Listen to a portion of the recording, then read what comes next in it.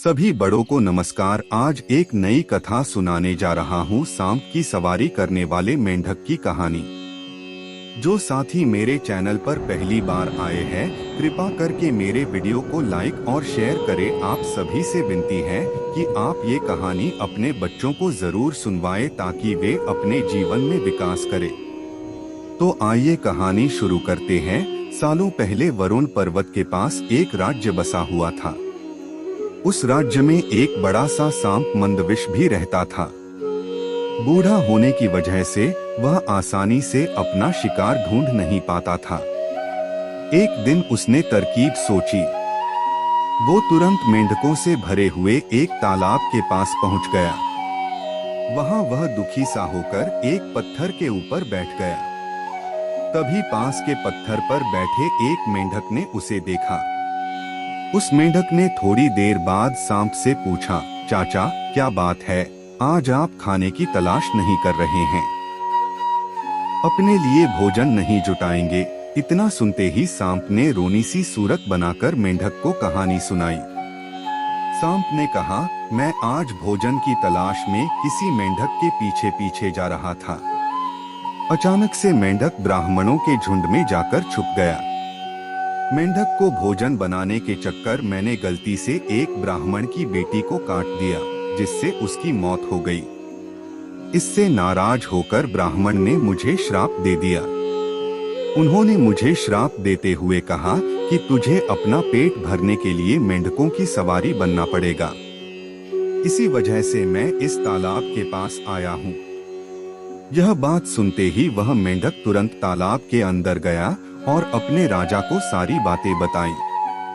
राजा कहानी सुनकर हैरान हुआ।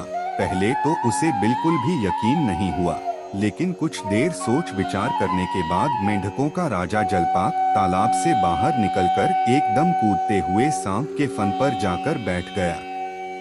राजा को ऐसा करते हुए देखकर अन्य मेंढकों ने भी ऐसा ही किया। सांप समझ गया था कि मेंढक अभी मेरी परीक्षा ले रहे हैं। सांप भी बिना विचलित हुए आराम से सबको अपने फन पर कूदने दे रहा था और उन्हें घुमा रहा था। उम्मीद है आपको कहानी पसंद आ रही होगी। कृपा करके मेरी वीडियो को लाइक शेयर कर दे और मेरे चैनल को सब्सक्राइब कर दे। अब आगे की शेष कहानी सुनिए। इसके बाद मेंढकों के राजा ने कहा, जितना मजा मुझे सांप की सवारी करके आया, उतना मुझे आज तक किसी की सवारी करके नहीं आया। मेंढकों का भरोसा जीतने के बाद अब धीरे धीरे सांप रोज मेंढकों की सवारी बनने लगा। कुछ दिन बाद चतुर सांप ने अपने चलने की गति थोड़ी धीमी कर दी। यह देखकर मेंढकों के राजा जलपाक ने पूछा, हे सर्प, तुम्हारी चाल इतनी धीमी क्यों है? इसके जवाब में सांप ने कहा, एक तो मैं बूढ़ा हूँ और ब्राह्मण के श्राप की वजह से बहुत दिनों से भूखा भी हूँ। इसी वजह से मेरी गति कम हो गई है।